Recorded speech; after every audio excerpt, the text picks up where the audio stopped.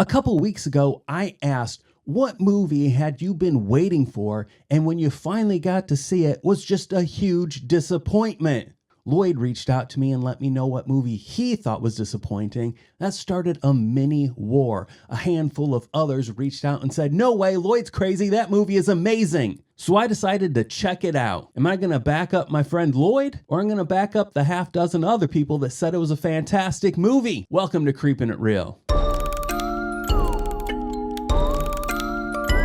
Thanks for joining me. We're talking about Kill List from 2011. I knew nothing about this movie, and that probably helped things out. So this follows a hitman named Jay. Jay has got some massive financial issues, some huge marital troubles, and a whole lot of mental trauma he's dealing with. Right from the start, the troubled marriage in this movie made this a very difficult watch for me. The last year of my marriage was one of the worst times of my life. And granted, this did not parallel my situation, but the energy was in full display here. The only thing I can say is thank God I didn't have any children involved in my situation. Jay takes another job with his partner, and there's 3 targets, and his wife knows full well what he does, so at least they have open communication in that area. As Jay was pursuing his targets and carrying out torture and execution, he was greeted with thank yous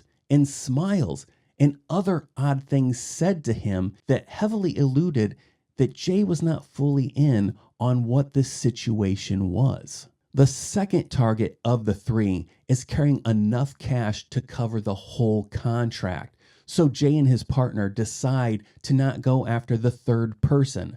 This is where things start going really bad. If you want to know how this movie plays out, you're just going to have to watch it for yourself. I mentioned in my Hokum review that when you go in with low expectations, it's always going to work to your advantage. And Lloyd had already set me up for thinking that this movie was going to be a massive disappointment, so I think that helped me out quite a bit while watching this movie.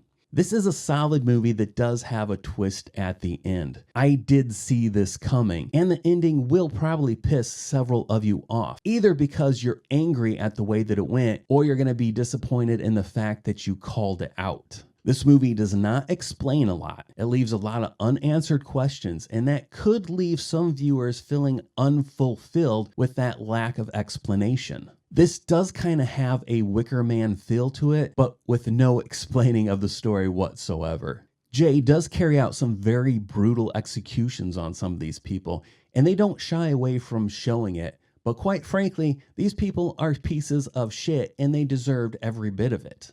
I'm giving this movie a 5.5 out of 10.